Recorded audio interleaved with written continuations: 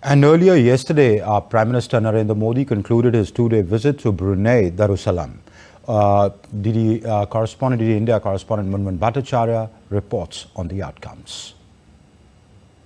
The first bilateral visit of an Indian Prime Minister to Brunei Darussalam.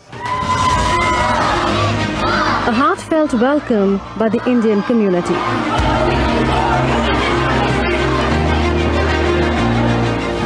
And a warm reception by Sultan Haji Hassan Al Bolkiah at his official royal residence, Istana Nurul Iman.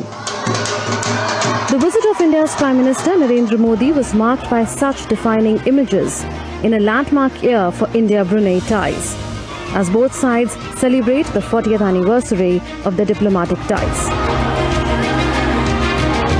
While day one of PM Modi's visit to Brunei Darussalam was high on emotion and adulation showered by the Indian community on their leader and reciprocation by the Prime Minister, day two was about personal chemistry between the leadership of both the countries and hard diplomacy.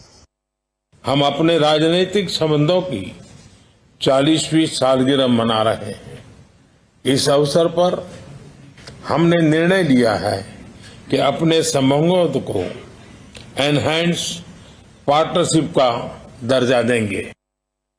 हमारी साझेदारी को strategic दिशा देने के लिए हमने सभी पहलुओं पर व्यापक चर्चा की।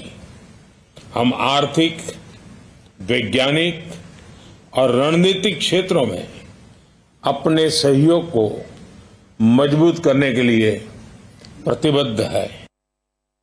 Bilateral ties were elevated to enhanced partnership. An MOU on space cooperation was signed and exchanged. It was on shifting ISRO's telemetry tracking and telecommand station from Tunku to Telesai and upgrading its technology. Newer areas of cooperation were identified, from fintech to cybersecurity, from new and emerging technologies to renewable energy.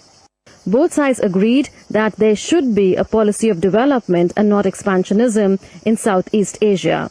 Besides a code of conduct for all parties in the South China Sea, freedom of navigation and overflight, and a need for all to abide by UNCLOS, the United Nations Convention on the Law of the Sea.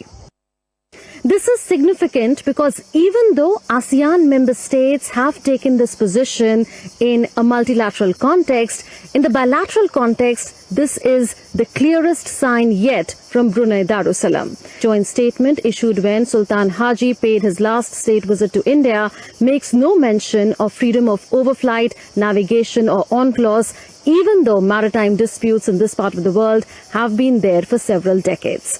This visit thus assumes significant strategic importance. With cameraman Kumar Datta, this is Munmun Bhattacharya from Brunei Darussalam for DD India.